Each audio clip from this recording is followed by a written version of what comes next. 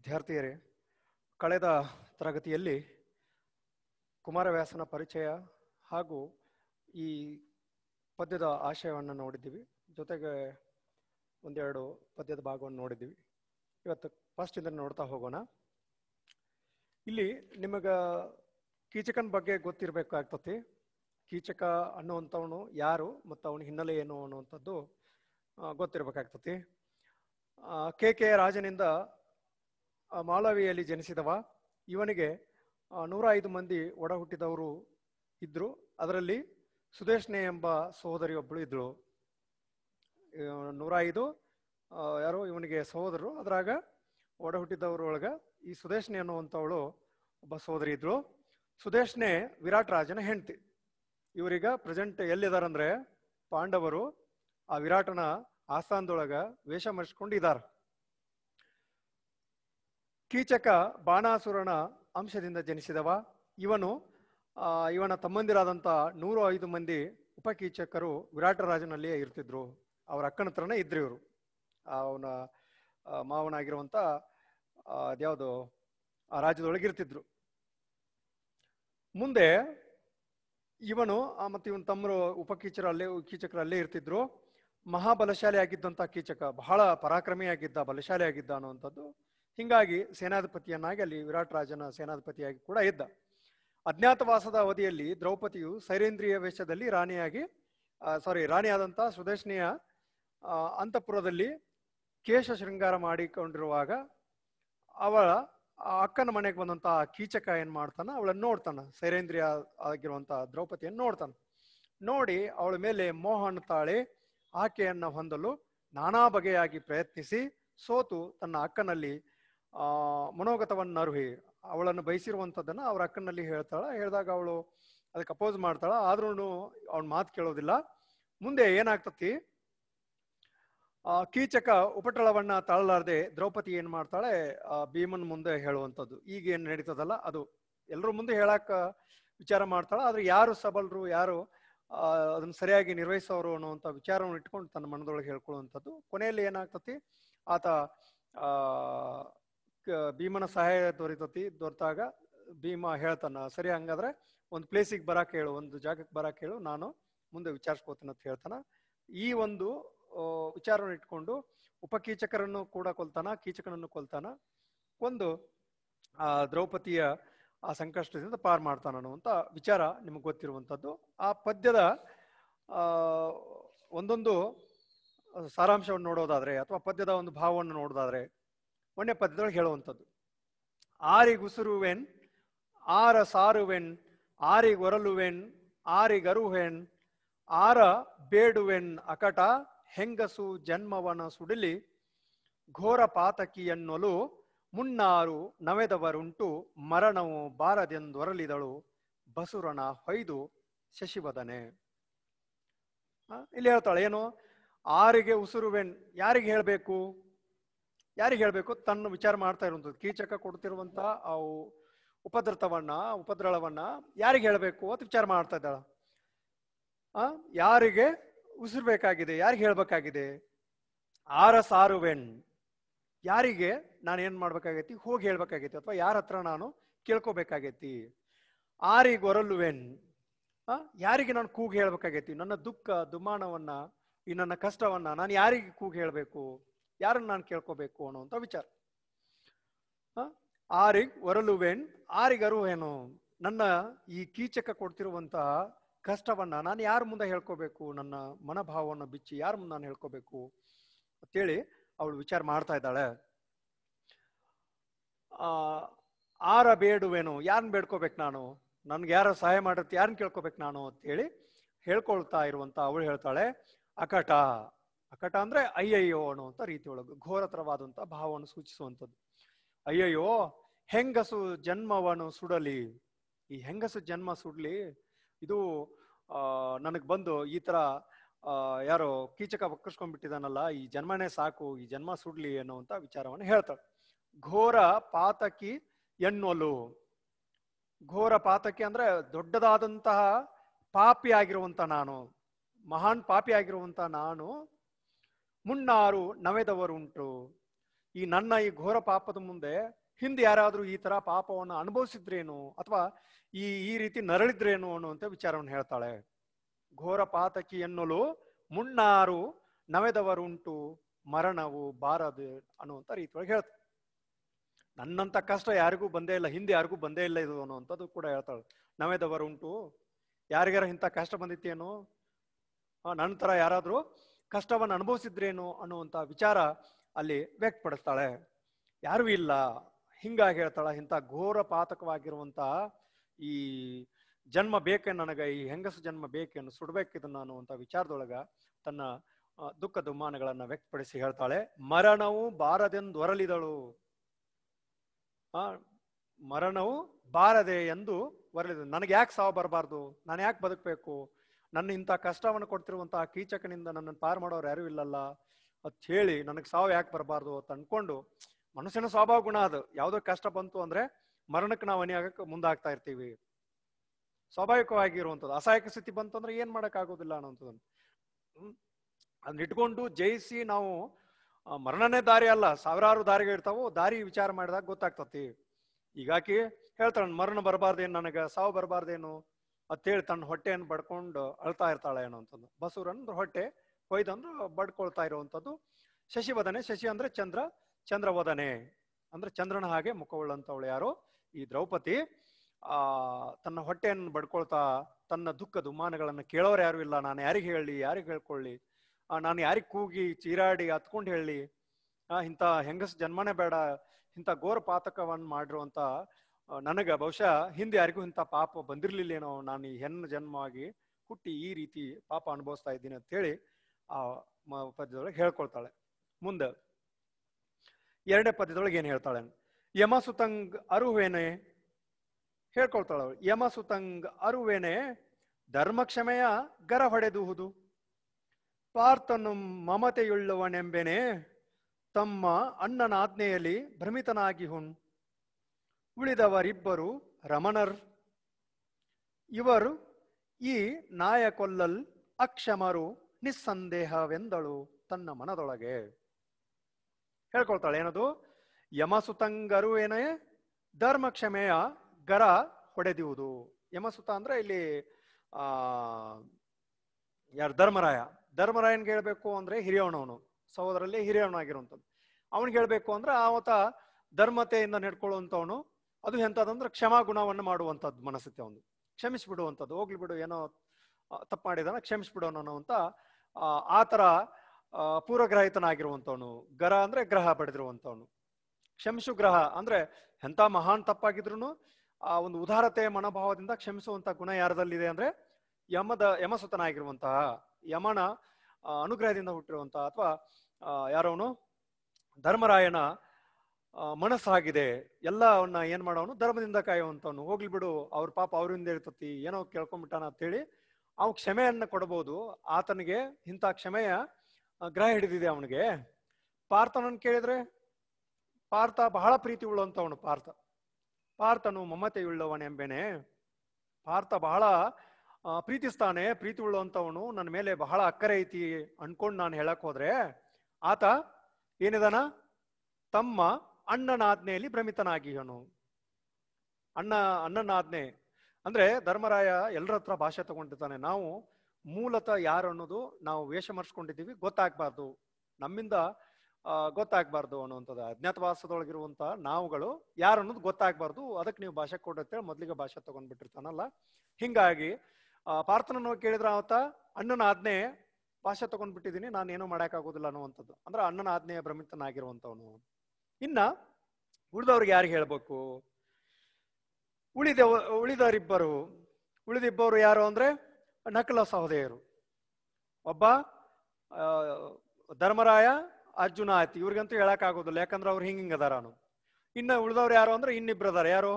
ನಕುಲ ಮತ್ತು ಸಹೋದಯ ಹೇಳ್ಬೋದು. ಅವರು ಹೇಳ್ತಾಳೆ, ಉಳಿದವರಿಬ್ಬರು ರಮಣರ್ ಅಂದ್ರೆ ಪತಿಗಳು. ಇವರು ಈ ನಾಯ ಕೊಲ್ಲಲ್ ಅಕ್ಷಮರು. ಈ ನಾಯ ಅಂದ್ರೆ ಯಾರಿಲ್ಲ, ಕೀಚಕನ ಕೊಲ್ಲಾಕ ಇವರಿಂದ ಸಾಧ್ಯವಾಗದೆ ಇರುವಂತವ್ರು, ಅಸಮರ್ಥರಲ್ಲ. ಇವರು ಅಸಮರ್ಥರಿದ್ದಾರ. ಯಾರು? ನಕುಲ ಮತ್ತು ಸಹದೇವ. ಇವರು ಆಗ್ಲಿಲ್ಲ, ಇವರಿಬ್ರು ಆಗ್ಲಿಲ್ಲ, ಅವರಿಬ್ರು ಇಲ್ಲ. ಇನ್ನು ಉಳಿದವ್ರು ಯಾರು ಅನ್ನುವಂತ ವಿಚಾರವನ್ನು ಮಾಡ್ತಾ ಅಕ್ಷಮರು ನಿಸ್ಸಂದೇಹವೇ ಎಂದಳು ತನ್ನ ಮನಸ್ಸಿನೊಳಗೆ ಹೇಳ್ಕೊಳ್ತಾಳೆ. ಇನ್ನು ಇವರಿಂದ ಕೊಲ್ಲಕ್ಕಾಗುದಿಲ್ಲ. ಅವನು ಅರ್ಜುನ ಇದ್ರೆ ಅಣ್ಣನ ಆಜ್ಞೆಯ ಒಂದು ಭ್ರಮಿತನಾಗಿದ್ದಾನ. ಅವನು ಧರ್ಮರಾಯ ಆ ಧರ್ಮದ ಕ್ಷಮೆಯ ಗರವನ್ನು ಹೊಡೆದಿರುವಂಥದ್ದು. ಹಿಂಗಾಗಿ ಇವರಿಂದ ಏನೂ ಆಗೋದಿಲ್ಲ ಅಂತೇಳಿ ತನ್ನ ಮನದೊಳಗ ಅನ್ಕೊಳ್ತಾಳೆ. ಅನ್ಕೊಂಡ್ ಮುಂದೆ 3ನೇ ಪದ್ಯದೊಳಗೆ ಏನ್ ಹೇಳ್ತಾಳೆ ಅಂದ್ರೆ, ಏನ್ ಮಾಡ್ಬೇಕು ಹಂಗಾದ್ರೆ, ಯಾರಲ್ಲಿ ಹೋಗಿ ಹೇಳ್ಕೋಬೇಕು? ಉಳ್ದವನಿನ್ನ ಒಬ್ಬ ಭೀಮ ಒಬ್ಬನೇ. ಉಳ್ದವನ ಯಾರು ಅಂದ್ರೆ ಭೀಮ ಒಬ್ಬನೇ ಇರುವಂಥದ್ದು. ಅವನಿಗಾದ್ರೂ ಹೇಳ್ಕೊಂಡ್ರಾಯ್ತು ಅನ್ನುವಂತ ರೀತಿಯೊಳಗೆ ಎಲ್ಲರಳು ಕಲಿ ಭೀಮನೇ ಮಿಡುಕುಳ್ಳ ಗಂಡನ್. ಹಾನಿ ಹರಿಬಕ್ಕೆ ನಿಲ್ಲದಂಗೈಸುವನು ಕಡು ಹೀಹಾಳಿಯುಳ್ಳವನು ಕುಲ್ಲನಿವನ್ ಉಪಟಳವನ್ ಆತಂಗೆಲ್ಲವನು ಹೇಳುವೆನು. ಬಳಿಕ ಅವನಲ್ಲಿ ಹುರುಳಿಲ್ಲೊಂದೊಡೆ ಕುಡಿವೇನು ಘೋರತರ ವಿಷವನು. ಅವನು ಹೇಳ್ತಾನೆ. ಏನು ಅನ್ಕೊಳ್ತಾಳ ಅವಳು. ಇವ್ರಿಗಂತರೂ ಧರ್ಮರಾಯ ಹೇಳ್ಬೇಕಂದ್ರ ಅವನು ಕ್ಷಮೆಯ ಗರ ಹೊಡೆದಿರುವಂಥದ್ದು. ಪಾರ್ಥನಿಗೆ ಹೇಳ್ಬೇಕಂದ್ರ ಅಂದ್ರೆ ಆತ ಅಣ್ಣನ ಒಂದು ಆಜ್ಞೆ ಇದೆ, ಅದರಲ್ಲಿ ಭ್ರಮಿತನಾಗಿರುವಂಥವನು. ಇನ್ನು ಉಳಿದಂತ ಇಬ್ರು ಅವರು ಕೇವಲ ರಮಣರು ಅಷ್ಟೇ, ಗಂಡಗಳು ಅಷ್ಟೇ. ಆದ್ರೆ ಅವರು ಅಸಮರ್ಥರಾಗಿರುವಂಥವ್ರು. ಅವನ ಕೀಚಕನ್ ಕೊಲ್ಲಕ್ಕಾಗೋದಿಲ್ಲ. ಯಾಕಂದ್ರ ಮಹಾನ್ ಪರಾಕ್ರಮಿ ಅವನು ಕೀಚಕ. ಅವನನ್ನು ಕೊಲ್ಲಕ್ಕಂತರೂ ಇವರಿಂದ ಆಗೋದಿಲ್ಲ ಅಂತೇಳಿ ಇನ್ನು ನಿಸ್ಸಂದೇಹವಾದಂಥದ್ದು ಅಂತೇಳಿ ತನ್ನ ಮನದೊಳಗೆ ಅನ್ಕೊಂಡು ಇನ್ನೊಂದು ಪ್ರಯತ್ನ ಮಾಡೋದು ಯಾರು? ಕಲಿ ಭೀಮಾದಾನ. ಅವನ್ ಕೇಳಿದ್ರ ಅಂತೇಳಿ ಅನ್ಕೊಳ್ತಾಳೆ. ಎಲ್ಲರಳು, ಈ ಎಲ್ಲರಲ್ಲಿಯೇ ಕಲಿ ಭೀಮನೆ. ಕಲಿ ಅಂದ್ರ ವೀರನಾಗಿರುವಂತವನು, ಶೌರ್ಯತ್ವವಾಗಿರುವಂತವನು. ಕಲಿ ಭೀಮನೆ ಮಿಡುಕುಳ್ಳ ಗಂಡನು. ಮಿಡುಕುಳ್ಳ ಅಂದ್ರ ಬಹಳ ಪೌರುಷ ಉಳ್ಳಂತ ಗಂಡ, ಪೌರುಷ ಉಳ್ಳಂತವನು. ಒಂದು ಹೋರಾಟಕ್ಕೆ ಅಣಿ ಆಗ್ಬಿಟ್ರೆ ಯಾರೋ ಅವನ ಮುಂದೆ ಸಮರ್ಥರಾಗಿ ನಿಂತ್ಕೊಳಕ್ ಆಗದೆ ಇರುವಂತವನು, ಅಷ್ಟೊಂದು ಪೌರುಷ ಉಳ್ಳಂತವನು ಅದನ್ನ ಹೇಳ್ತಾಳೆ. ಎಲ್ಲರಳು ಕಲಿ ಭೀಮನೆ ಮಿಡುಕುಳ್ಳ ಗಂಡನು ಹಾನಿ ಹರಿಬಕ್ಕೆ. ಹೌದಾ?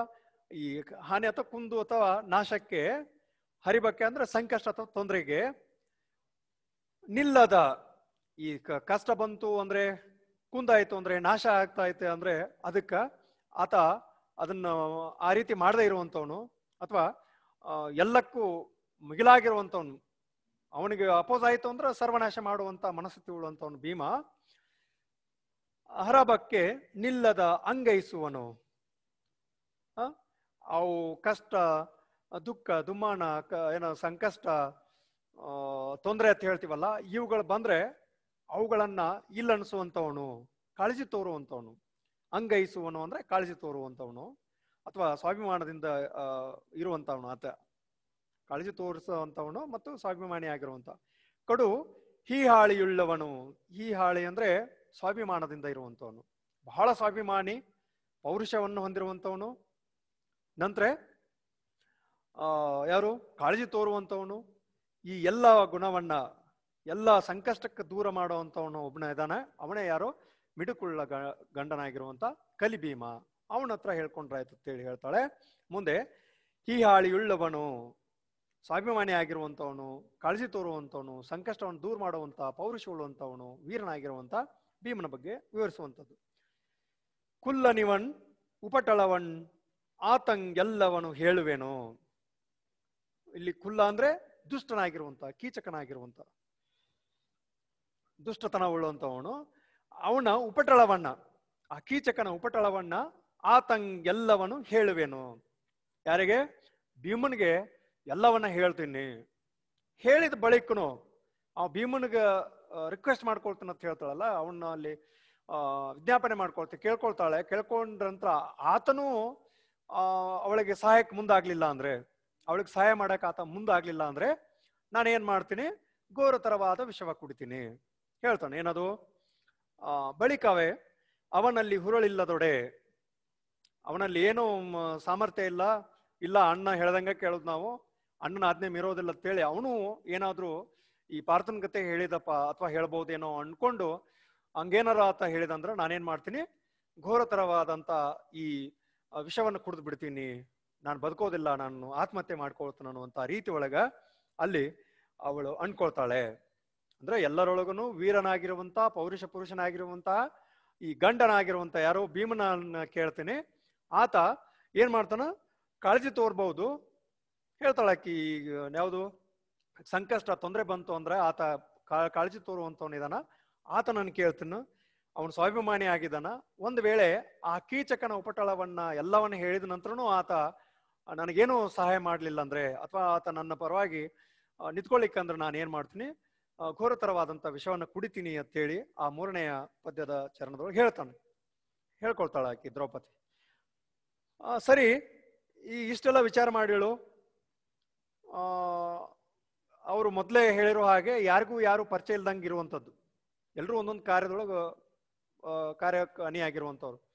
ಧರ್ಮರಾಯ ಒಂದು ಕಾರ್ಯ ಮಾಡ್ತಾ ಇರುವಂಥದ್ದು, ಅರ್ಜುನ ನೃತ್ಯವನ್ನು ಕಲಿಸ್ತಾ ಇರುವಂಥದ್ದು, ಭೀಮ ಬಾಣಸಿಗನಾಗಿರುವಂಥದ್ದು, ಇವರು ನಕುಲ ಮತ್ತು ಸಹದೇವ ಈ ದನಗಳನ್ನು ಮೇಯಿಸುವಂಥದ್ದು. ಈ ಒಂದೊಂದು ಕಾರ್ಯದೊಳಗ ತಮ್ಮನ್ನು ತಾವು ತೊಡಗಿಸ್ಕೊಂಡಿದಾರ. ಯಾರಿಗೆ ಯಾರು ಪರಿಚಯ ಇಲ್ದಂಗೆ ಇರ್ಬೇಕಿಲ್ಲಿ. ನನ್ನ ಹೆಂಡತಿ ಭೀಮ್ ಏನಾದ್ರು ಹೋಗ್ಬಿಟ್ಟ ಅಂದ್ರೆ ಗೊತ್ತಾಗ್ಬಿಡ್ತತಿ. ಗೊತ್ತಾಯ್ತು ಅಂದ್ರೆ ಹೊಳ್ಳಿ ಅವರು ವನವಾಸವನ್ನು ಅನುಭವಿಸ್ಬೇಕಾಗ್ತತಿ ಅಥವಾ ಅಜ್ಞಾತವಾಸವನ್ನು ಅನುಭವಿಸ್ಬೇಕಾಗ್ತತಿ. ಈ ಒಂದು ಷರತ್ತಿರೋದ್ರಿಂದ ಅಲ್ಲಿ ಏನು ಹೇಳ್ಕೊಳ್ಳುವಂತ ಸ್ಥಿತಿ ಇರಲಿಲ್ಲ. ಮುಂದೆ ಏನ್ ಮಾಡ್ತಾಳ,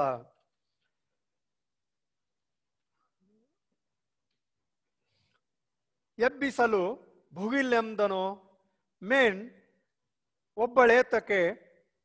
ಒಬ್ಬಳೇತಕ್ಕೆ ಬಂದೆ ಮೋರೆಯ ಮಬ್ಬಿದೆ ಕೆಂದ್ಯನ್ನ ಸಂತೈಸುವನು ಸಾಮದಲ್ಲಿ ತುಬ್ಬುವುದೋ ತಾ ಬಂದ ಬರವಿದು ನಿಬ್ಬರವಲ್ಲ ಆ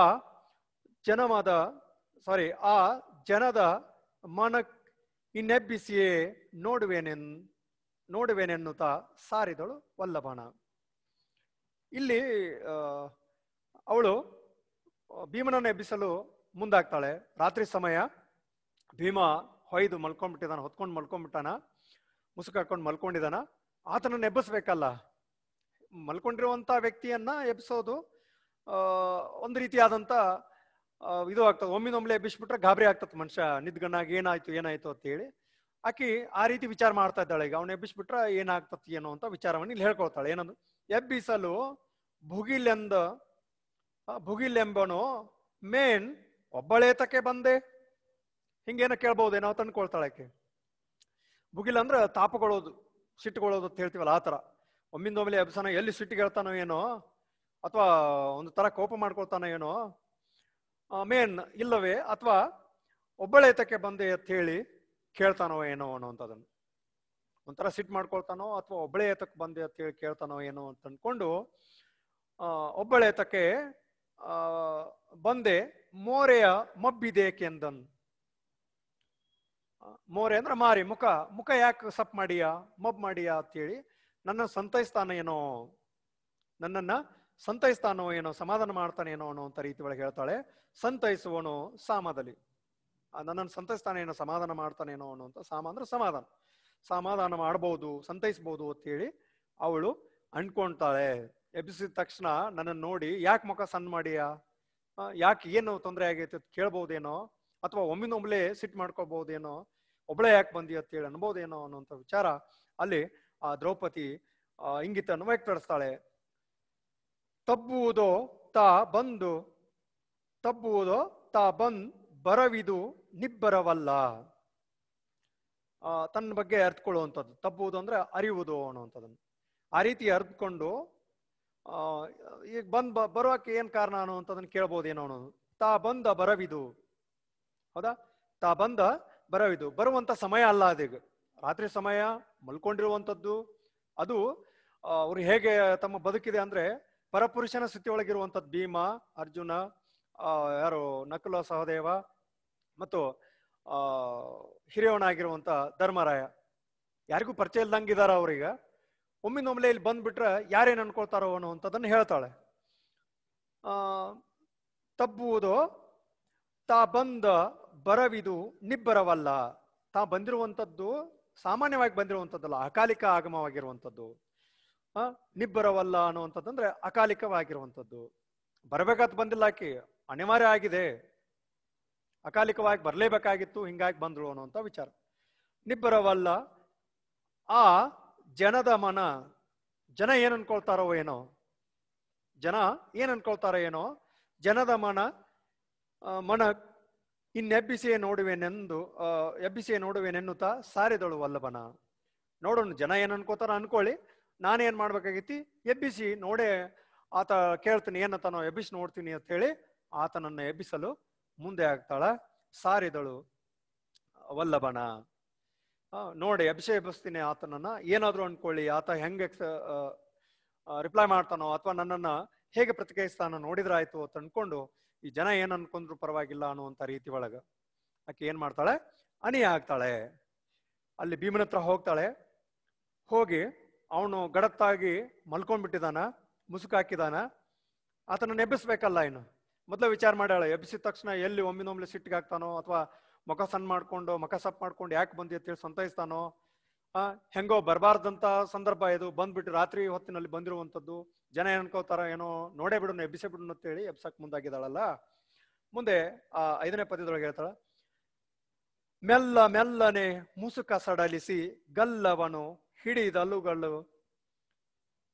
ಅವಳು ಹೇಳುವಂಥದ್ದು, ಮೆಲ್ಲ ಮೆಲ್ಲನೆ ಮುಸುಕ ಸಡಲಿಸಿ ಗಲ್ಲವನ ಹಿಡಿದಲುಗಳು ಪ್ರತಿ ಮಲ್ಲನೆದ್ದನು ನೋಡಿದನು ಪಾಂಚಾಲ ನಂದನೆಯ. ವಲ್ಲಭೇ ಬರವೇನು ಮುಖದಲ್ಲಿ ತಲ್ಲಣವೇ ತಲೆದೂರುತ್ತಿದೆ, ತಳುವಿಲ್ಲದ ಉಸುರಿ ಇರುಳೇಕೆ ಬಂದೆ ಲತಾಂಗಿ ಹೇಳೆಂದ. ಅವಳು ಅನ್ಕೊಂಡಂಗೆ 2 ರೀತಿ ಅನ್ಕೊಂಡಿದ್ರು. ಒಂದು ಸಿಟ್ ಮಾಡ್ಕೋಬಹುದು, ಇಲ್ಲಿಕಂದ್ರ ನನ್ನ ಸಂತೈಸ್ಬಹುದು ಅನ್ಕೊಂಡಿದ್ರಲ್ಲ, ಅದೇ ರೀತಿ ಆಗ್ತತ್. ಏನಾಗ್ತತ್ತಂದ್ರ ಮೆಲ್ಲ ಮೆಲ್ಲನೆ ಮುಸುಕ ಸಡಲಿಸಿ, ಅವೇನ್ ಹೊತ್ಕೊಂಡಿದ್ದಲ್ಲ ಆ ಹೊತ್ಕೊಂಡಿರುವಂತಹ ಹೊದಿಕೆಯನ್ನ ನಿಧಾನವಾಗಿ ತೆಗೆದು ಹೇಳ್ತಾ, ಮುಸುಕ ಸಡಲಿಸಿ ಸಡಲುಗೊಳಿಸಿ ತೆಗೆದು ಗಲ್ಲವನ ಹಿಡಿದಲುಗಲ್, ಅವನ ಗಲ್ಲವನ್ನ ಹಿಡ್ಕೊಂಡು ಮುದ್ದು ಮಾಡೋ ರೀತಿ ಒಳಗ ಆತ ಗಲ್ಲವನ್ನ ಹಿಡ್ಕೊಂಡು ಅಳಗಾಡಿಸ್ತಾ ಇದ್ರು, ಎಬ್ಬಿಸ್ತಾ ಇದ್ರು. ಅವನು ಗಲ್ಲವನ್ ಹಿಡಿದ್ ಅಲುಗಲ್ ಪ್ರತಿಮಲ್ಲನೆದ್ದನು. ಪ್ರತಿಮಲ್ಲ ಅಂದ್ರೆ ಭೀಮ. ಭೀಮ ಎದ್ದು ನೋಡ್ತಾನೆ.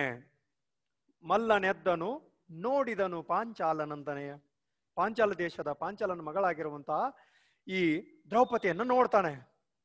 ಪಾಂಚಾಲನಂದನೆ ಅಂದ್ರೆ ಪಾಂಚಾಲನ ಮಗಳು. ಪಾಂಚಾಲನಂದನೆಯ ವಲ್ಲಭೆ, ವಲ್ಲಭೆ ಅಂದ್ರೆ ಹೆಂಡತಿ, ಪ್ರಿಯೆ ಅನ್ನುವಂಥ ರೀತಿ ಒಳಗದು.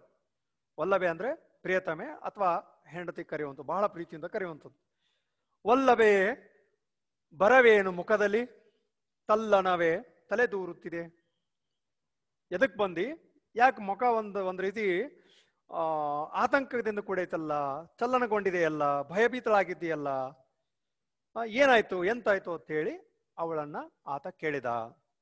ವಲ್ಲಭೇ ಬರವೇನು ಮುಖದಲ್ಲಿ ತಲ್ಲಣವೇ ತಲೆ ದೂರುತ್ತಿದೆ, ತಳುವಿಲ್ಲದ, ಹೌದಾ, ತಳುವಿಲ್ಲದ ಅಂದ್ರೆ ತಡ ಮಾಡ್ದೇನೆ ಕೇಳಿದಾನು ಅಂತ ರೀತಿ ಒಳಗೆ. ತಳುವಿಲ್ಲದ ಉಸುರ ಅರುಹು ಅನ್ನುವಂಥದ್ದನ್ನು, ಉಸುರು ಇರುಳೇಕೆ ಬಂದೆ ಲತಾಂಗಿ ಹೇಳೆಂದ. ಆಕೆ ಬಂದು ಮೌನವಾಗಿ ನಿಂತ್ಕೊಂಡ್ಬಿಟ್ಟಾಳ. ಅವನ ಹತ್ರ ಎಬ್ಸಿದ್ರು, ಗಲ್ಲ ಹಿಡಿದು ಎಬ್ಸಿದ ನಂತರ ಎದ್ದ ವಲ್ಲಭೆ ಬರವೇನು ಕೇಳ್ತಾನ ಅವನು. ಯಾಕ ಪ್ರಿಯತಮೆ ಯಾಕೆ ಬಂದಿದ್ದೀಯಾ, ಅಥವಾ ಹೆಂಡ್ತಿನ ಕರೆಯುವ ರೀತಿ ಒಳಗೆ ಕರಿತಾನ. ಯಾಕೆ ಬಂದಿ ನೀನು, ಬರಾಕ್ ಏನ್ ಕಾರಣ, ಅಥವಾ ಯಾದಕ್ ಬಂದಿ ಇಷ್ಟೊತ್ತಿನಲ್ಲಿ ಕೇಳ್ತಾನ. ಕೇಳೋಕ್ಕಿಂತ ಪೂರ್ವದೊಳಗನೆ ಮತ್ತೆ ಮುಖದಲ್ಲಿ ತಲ್ಲಣವೇ ತಲೆ ದೂರುತ್ತಿದೆ. ಅವಳು ಮುಖ ನೋಡಿದ, ಒಂಥರ ಬಾಡಿದಂಗ ಆಗ್ಬಿಟ್ಟತಿ, ಆತಂಕ ಭಯದಿಂದ ಕೂಡೈತಿ. ಕೇಳ್ತಾನ, ಯಾಕೆ ಹಿಂಗಾಗೈತಲ್ಲ, ಏನಾಯ್ತು, ಏನ್ ಸಮಸ್ಯೆ, ಏನು ತೊಂದರೆ ಇಲ್ಲಿದ್ಯಾ ಅಂತ ಕೇಳುವಂತ ರೀತಿ ಒಳಗೆ ಕೇಳ್ತಾನ. ತಳುಮಿಲ್ಲದೆ ಉಸಿರು, ತಡ ಮಾಡದೆ ಹೇಳಿ ನೀನು ಅಂತ ಹೇಳ್ತಾನ. ಅವ್ನು ರಾತ್ರಿ ಬಂದು ಎಬ್ಬಿಸ್ಬಿಟ್ಟಾಳ. ಅದಕ್ಕೆ ಅವನು ಗಾಬರಿನೂ ಆಗೋದ್ರ ಜೊತೆಗೆ ಏನ್ ತೊಂದರೆ, ಬಹುಶಃ ತೊಂದರೆ ಇದ್ದಲ್ಲೇ ಬಂದಿರ್ಬೋದು ಅನ್ನುವಂತ ರೀತಿ ಒಳಗೆ. ಆ ದ್ರೌಪದಿ ಹೇಳ್ಕೊಳ್ಳಂಗ ಬಹಳ ಪ್ರೀತಿ ಇರುವಂತವ್ನು ಯಾರು ಅಂದ್ರ ಭೀಮ ಒಬ್ಬನೇ ಪ್ರೀತಿಯಿಂದ ಇರುವಂತವನು ಅನ್ನುವಂಥದ್ದು ಅವನು ಹೇಳ್ಕೊಳ್ತಾನೆ. ಮುಂದೆ ಅವಳ ಬಗ್ಗೆ ಹೇಳ್ಕೊಳ್ತಾನೆ. ತಡ ಮಾಡದೆ ಹೇಳು, ಏನು ಉಸಿರು ಅಂದ್ರೆ ಹೇಳು ಅನ್ನುವಂಥದ್ದಾನೆ. ಹೇಳು ಇರುಳೇಕೆ ಬಂದೆ ಲತಾಂಗಿ. ಲತಾಂಗಿ ಅಂದ್ರೆ ಬಳ್ಳಿಯ ಹಾಗೆ ಬಳಕುವಂತವಳು, ಬಳ್ಳಿ ಹಾಗೆ ಇರುವಂತವಳು ಅಥವಾ ಬಳ್ಳಿಯ ತರನೇ ಕಾಣ್ತಾ ಇರುವಂತವಳು ಹೇಳೆಂದ. ಆಕೆ ಕೇಳ್ತಾನೆ, ದ್ರೌಪದಿಗೆ ಕೇಳ್ತಾನೆ, ಹೇಳು ಏನು, ಯಾಕೆ ಇಷ್ಟೊತ್ತಲ್ಲಿ ಬಂದಿರುವಂಥದ್ದು, ತಡ ಮಾಡದೆ ಹೇಳು, ಏನ್ ಸಮಸ್ಯೆ ಆಯ್ತು, ಏನ್ ತೊಂದರೆ ಆಯ್ತು, ಏನ್ ಸಂಕಷ್ಟದಲ್ಲಿದ್ಯಾ ಅಂತ ಹೇಳಿ ಕೇಳ್ತಾನೆ. ಮುಂದಿನ ಪದ್ಯದೊಳಗ ಏನಾಗತ್ತೆ ಈ ರೀತಿ ಹೇಳಿದಾಗ ಅವಳು ಹೇಳ್ಕೊಳ್ತಾಳೆ. ಯಾರು, ದ್ರೌಪದಿ ಹೇಳ್ತಾಳೆ. ನಿನ್ನೆ ಹೇಳ್ತಾಳಕ್ಕೆ ಏನದು, ನಿನ್ನೆ ಹಗಲ್ ಅರೆಯಟ್ಟಿ ಕೀಚಕ ಕುಣ್ಣಿಯು ಒದೆದನು ರಾಜ್ಯಸಭೆಯಲ್ಲಿ ನಿನ್ನ ಒಂದಿಗರ್ ಇರಲು ಪರಿಭವವು ಉಚಿತವೇ ತನಗೆ ಎನ್ನನವ ಬೆಂಬಳಿಯ ಬಿಡನ್ ನಾನಿನ್ನು ಬದುಕುವಳಲ್ಲ ಪಾತಕ ನಿನ್ನ ತಾಗದೆ ಮಾಡದೆನ್ನಲ್ ಆ ಭೀಮ ಕತಿಗೊಂಡ. ಇಲ್ಲಿ ಅವಳು ಹೇಳ್ಕೊಳ್ತಾಳೆ ಏನಂದ್ರೆ ನಿನ್ನೆ ಏನಾಯ್ತು ಅನ್ನೋಂಥದ್ದನ್ನು ಹೇಳ್ತಾಳೆ. ನಿನ್ನೆ ಹಗಲು ಅರೆಯಟ್ಟಿ, ನಿನ್ನೆ ಹಗಲಿನಲ್ಲಿ ಏನಾಯ್ತು ಅಂದ್ರೆ ಆ ಕೀಚಕ ಏನ್ ಮಾಡಿದ, ನನ್ನನ್ನು ಬೆನ್ನಟ್ಟಿದಂತ ಆ ನಾಯಿ, ಕುಣ್ಣಿ ಅಂದ್ರೆ ನಾಯಿ ಅನ್ನುವಂತ ಅಂದ್ರೆ ಆತನನ್ನು ಸಂಬೋಧಿಸ್ತಾ ಇರುವಂತದ್ದು, ಆ ರೀತಿ ಹೇಳ್ತಾಳೆ. ಕೀಚಕ ಕುಣ್ಣಿ, ಆ ಕೀಚಕನಾಗಿರುವಂತ ನಾಯಿ ಏನ್ ಮಾಡ್ತಾ ಇದೆ, ಒದೆದನು. ನಿನ್ನೆ ಎಲ್ಲಿ ಒದಿದನ? ರಾಜ್ಯಸಭೆಯಲ್ಲಿ ನನ್ನನ್ನು ಏನ್ ಮಾಡಿದ್ದಾನೆ, ಒದ್ದಿದ್ದಾನೆ. ನಿನ್ನ ಒಂದಿಗರ್ ಅಂದ್ರೆ ಜೊತೆಯಲ್ಲಿ ಇರುವಂತವ್ರು ಅಥವಾ ನಿನ್ನ ಸಹೋದರನು ಅಂತ ರೀತಿ, ಒಡ ಹುಟ್ಟಿದವರು ಅನ್ನುವಂತ ರೀತಿ ಒಳಗೆ. ನಿನ್ನ ಒಂದಿಗರ್ ಇರಲು, ಅಲ್ಲೇ ಇದ್ರು ಅವ್ರು ಎಲ್ರು, ಅಲ್ಲೇ ಇದ್ದ. ಯಾರು? ಧರ್ಮರಾಯ ರಾಜನ ಪಕ್ಕದಲ್ಲಿಯೇ ಇದ್ದ. ಇರಲ್ ಪರಿಭವ ಉಚಿತವೇ ತನಗೆ. ಈ ರೀತಿ ಪರಿಭವ ಅಂದ್ರೆ ಅವಮಾನ. ಈ ರೀತಿ ಎಲ್ರು ಅಲ್ಲೇ ಇದ್ರು ಸಹಿತ ನನಗೆ ಅವಮಾನ ಮಾಡಿದ್ನಲ್ಲ, ಒದ್ನಲ್ಲ ಆ ರಾಜ್ಯಸಭೆಯಲ್ಲಿ, ಇದು ಯೋಗ್ಯವಾಗಿರುವಂತದ್ದ? ಅವಮಾನ ಮಾಡಿದ್ನಲ್ಲ ಅದು ಯೋಗ್ಯನಾ ಅತ್ತೆ ಪ್ರಶ್ನೆ ಮಾಡ್ತಾಳೆ. ಉಚಿತವೇ, ಯೋಗ್ಯನಾ ಇದು?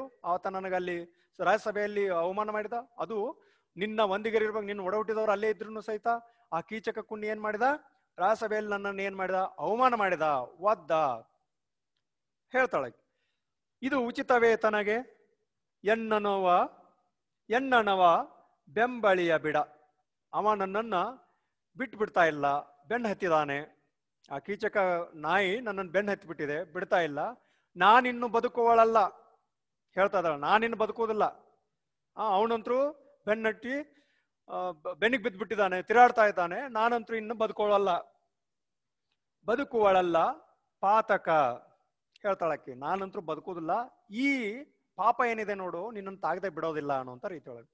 ಪಾತಕ ನಿನ್ನ ತಾಗದೆ ಮಾನದೆನ್ನಲ ಆ ಭೀಮ ಕತಿಗೊಂಡ. ಈ ಪಾಪ ಏನೈತಲ್ಲ, ನನ್ಗಿಷ್ಟ ಅವನು ಕಾಡ್ತಾ ಇದ್ದಾನ ಅಂತ ನಾನು ಎಲ್ರ ಹತ್ರ ಬೇಡ್ಕೊಳ್ತಾ ಇದ್ದೀನಿ, ಯಾರು ನನ್ನ ಸಹಾಯಕ್ಕೆ ಬರ್ತಾ ಇಲ್ಲ. ಈ ಪಾಪ ಮಾತ್ರ ನಿನಗ್ ತಾಗದೇನೆ ಬಿಡೋದಿಲ್ಲ. ನನ್ನ ಪಾಪ ನಿಮ್ಗ ತಟ್ಟತ್ತೆ ಅನ್ನುವಂತ ಮಾತನ್ನ ಹೇಳೋಣ. ಭೀಮ ಹೆಂಗಾಗ್ಬಿಟ್ಟ ಅಂದ್ರೆ ಬಹಳ ಕೋಪಿಕನ ಆಗ್ಬಿಟ್ಟ, ಬಹಳ ಕೋಪ ಮಾಡ್ಕೊಂಡ, ಬಹಳ ಸಿಟ್ಟು ಬಂದ್ಬಿಡ್ತವ್ನು.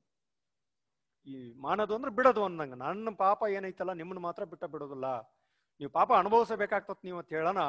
ಭೀಮನಿಗೆ ಸಿಟ್ಟು ಎಲ್ಲಿತ್ತೋ ಏನೋ ಬಹಳ ಸಿಟ್ಟುಗೊಂಡ್ಬಿಟ್ಟ. ಅವನು ಹೇಳ್ತಾನೆ ಮುಂದೆ, ಕೋಪಗೊಂಡಂತ ಭೀಮ ಏನು ಹೇಳಿದ ಅನ್ನುವಂಥದ್ದು. ಮುಂದೆ ಯಾರು ಭೀಮ ಕೋಪಗೊಂಡ, ರಮಣ ಕೇಳ್ ಉಳಿದವರು ತನ್ನನ್ನು ರಮಿಸುವರು, ಮಾನಾರ್ಥವೆನ್ ನಿರ್ಗಮಿಸುವರು. ಆಕೆ ಹೇಳ್ತಾಳೆ ಮುಂದುವರೆದ, ಕೋಪಗೊಂಡಂತ ಆ ಭೀಮನಿಗೆ ಹೇಳ್ತಾಳೆ, ರಮಣ ಕೇಳು, ಉಳಿದವರು ನನ್ನನ್ನ ರಮಿಸುವರು. ಉಳಿದವರು ಏನ್ ಮಾಡ್ತಾರೆ, ನನ್ನನ್ನು ಬಹಳ ಪ್ರೀತಿ ಮಾಡ್ತಾರೆ, ನನ್ನನ್ನು ಬಹಳ ಅನುನ್ನತೆಯಿಂದ ಕಾಣ್ತಾರೆ. ಮಾನಾರ್ಥವೇನೆ ನಿರ್ಗಮಿಸುವರು.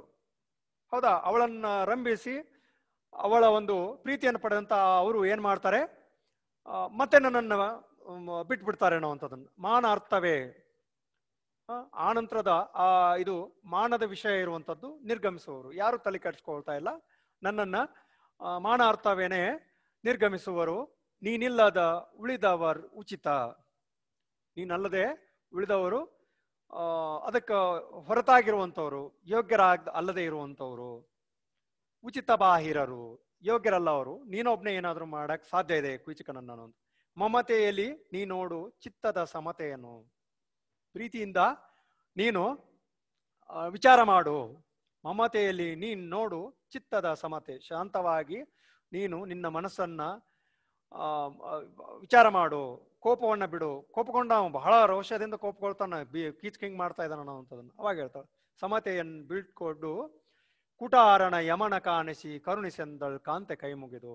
ಆಕೆ ಹೇಳ್ತಾಳೆ, ಆತನನ್ನ ಏನ್ ಮಾಡು, ಯಮನ ಹತ್ರ ಕಳಿಸ್ಬಿಡು. ಅವನ ಕುಟಾರ ಅಂದ್ರೆ ಕೊಡ್ಲಿ ತಗೊಂಡು ಅವನನ್ನ ಸಂಹಾರಗೈದು ಆತನನ್ನ ಎಲ್ಲಿ ಕಳಿಸು, ಯಮನ ಹತ್ರ ಕಳಿಸ್ಬಿಡು. ಯಮನ ಕಾಣಿಸಿ ಕರುಣಿಸೆಂದಳ್ ಕಾಂತೆ ಕೈ ಮುಗಿದ ಭೀಮನ ಹತ್ರ ಬೇಡ್ಕೊಳ್ತಾಳೆ, ಆತನನ್ನ ಏನ್ ಮಾಡು, ಆ ಯಮನ ಹತ್ರ ಕಳಿಸ್ಬಿಡು, ಅಂದ್ರೆ ಅವನನ್ನ ಮುಗಿಸ್ಬಿಡು, ಕೊಲೆ ಮಾಡ್ಬಿಡು, ಆತನ